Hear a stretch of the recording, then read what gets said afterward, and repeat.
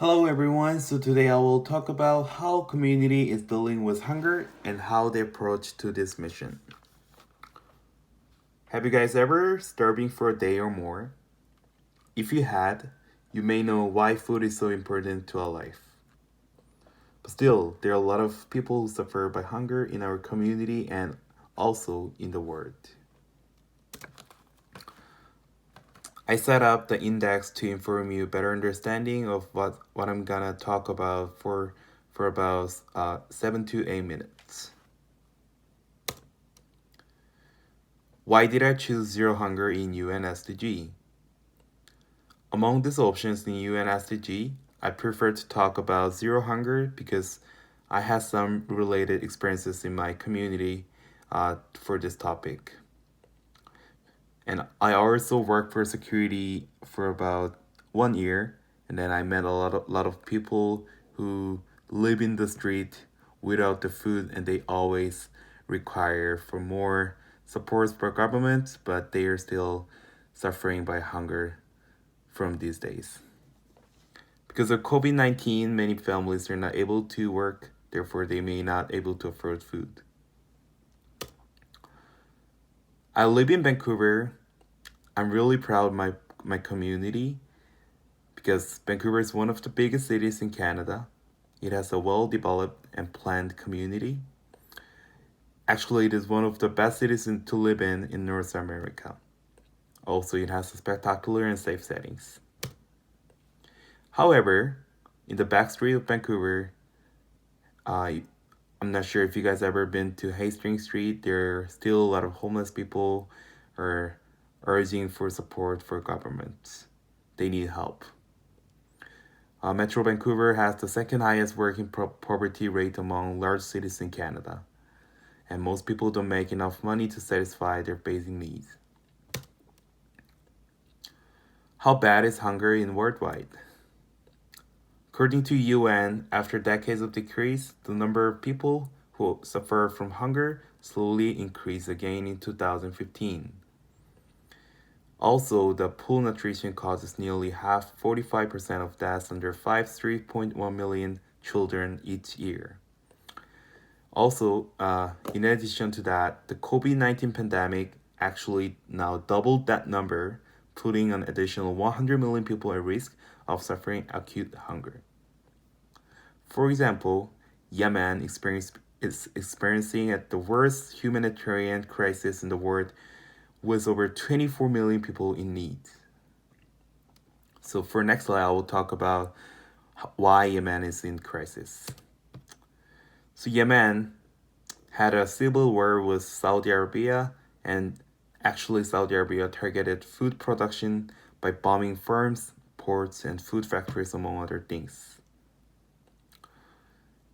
In March 2020, UNICEF reported that an estimated 2 million children under the age of 5 are suffering from malfunction, malnutrition, and require treatment. Unfortunately, the crisis shows no signs of slowing down at this time. Why are people in hunger? Poverty. Poverty is one of the main causes of hunger. And systemic poverty, which means if you live in the poor environments or poor families, then you will be poor for decades. Or when you're growing up, you'll be kind of full, then richer people. So usually we have that poverty cycle in our lifestyle. Conflict.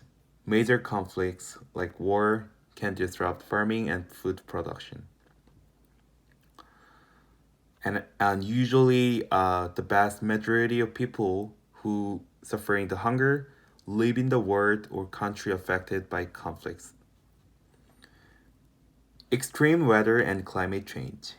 Poor farmers, fishermen, or forest dwellers suffer most during and after a natural disaster.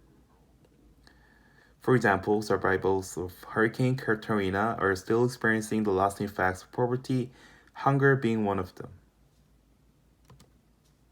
Canada's response. Hunger is a big issue in Canada, as it is in many urban communities. Canada has 600 food banks and 3,000 agencies to help people who cannot afford basic meals. So the government implemented the opportunity for all, about 22 billion the government has made since 2015. To help end hunger, Canada has implemented the following strategies, which are Canada Child Benefit, Guaranteed Income Supplements, and Indigenous Skills and Employment Training Program.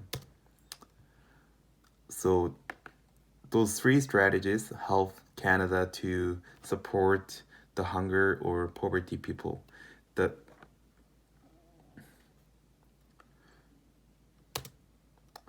hunger and poverty in Vancouver.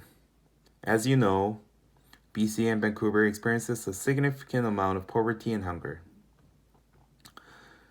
But the thing is, the homeless are not the only ones affected though. Many families living paycheck to paycheck, which means the one who lives in the home, who has a home, also experiencing the poverty and hunger in these days. It's not that if they have a home, you're not poor, you're not in poverty. They're still suffering a lot of difficulties in these days. So BC made new acts and the following strategies for hunger. Poverty Reduction Strategy Act of BC. The first one is the BC Child Opportunity Benefit, which provides a tax-free monthly payments to families with children under the age of 18.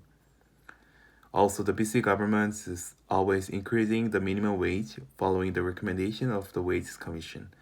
And I also heard the minimum wage is gonna be increased about like $1 for this year as well. Income assistance and disability rate increases. Among a lot of companies that I experiences where I can donate or they support for the hunger or poverties, I choose Save on Foods because it's near my house and I actually have experiencing donated for $2 when I buy something. So Save on Food has committed $500,000 toward their 1 million fundraising goals, and this goal is to give kids easier access to school, supplies, and meals during the COVID-19 pandemic.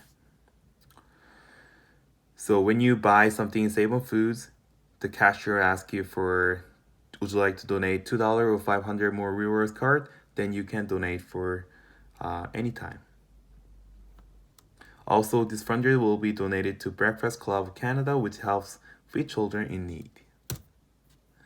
COVID-19.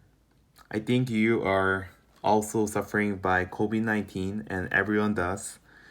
In these days, COVID-19 affects millions of Canadians or in worldwide are out of job, which makes it difficult to make enough to feed their families.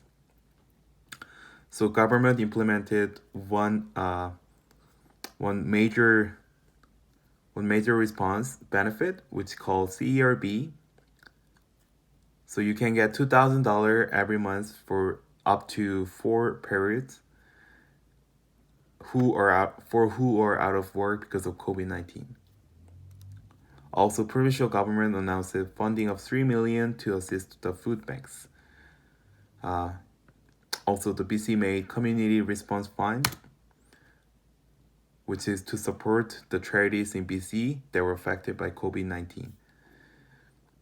The benefit helps to keep the charity support services and programs run as usual. Conclusion. The world still has a long way to go when it comes to getting rid of hunger for food. When it comes to our community, the government has put in place benefits and resources to help families in need. But that isn't enough. Until the world leaders decide to truly band together and make a change, there's only so much that we as a community can do. The gap between the very rich and the very poor needs to be reduced. As long as there are people in power who only care about themselves and their own interests, we will never